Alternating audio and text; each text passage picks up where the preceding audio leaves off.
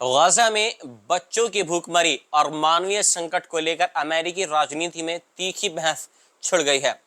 राष्ट्रपति Donald Trump ने Gaza में बढ़ती भूख और भूखमरी को देखते हुए सहायता बढ़ाने और फूड सेंटर्स खोलने की अपील की है, लेकिन इस पर रिपब्लिकन पार्टी के अंदर गहरा विभाजन देखने को मिल रहा है।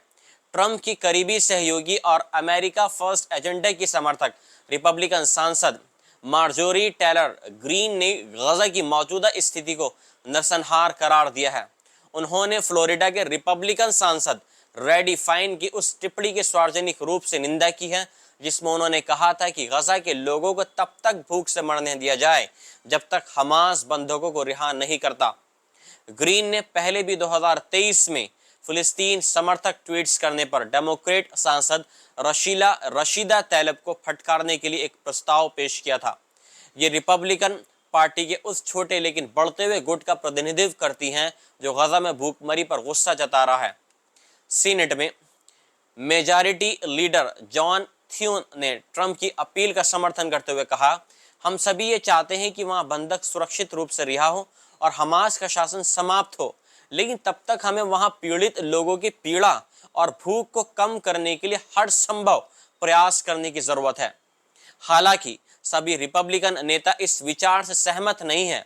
साउथ कैरोलिना के सीनेटर लिंडसे ग्राहम ने कहा है कि वे गाजा में हो रहे हालात को नरसंहार नहीं मानते और मानवीय मदद बढ़ाने का विरोध किया है।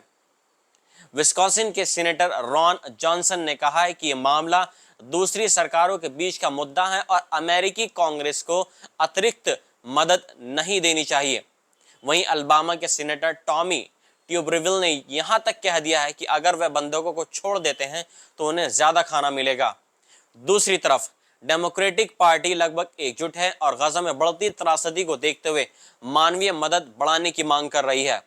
मंगलवार को 40 डेमोक्रेट नेताओं ने ट्रंप प्रशासन को एक पत्र लिखकर गाजा के लिए मदद बढ़ाने की अपील की है। वहीं नेवादा के सीनेटर जैकी रोजन, जिन्होंने इस पहल का लीड किया है, उन्होंने कहा है कि हम चाहते हैं कि बंधकों को जल्द से जल्द रिहा किया जाए, लेकिन इसके साथ ही अमेरिका को गाजा में चल रही मानवीय त्रासदी को भी संबोधित करना चाहिए।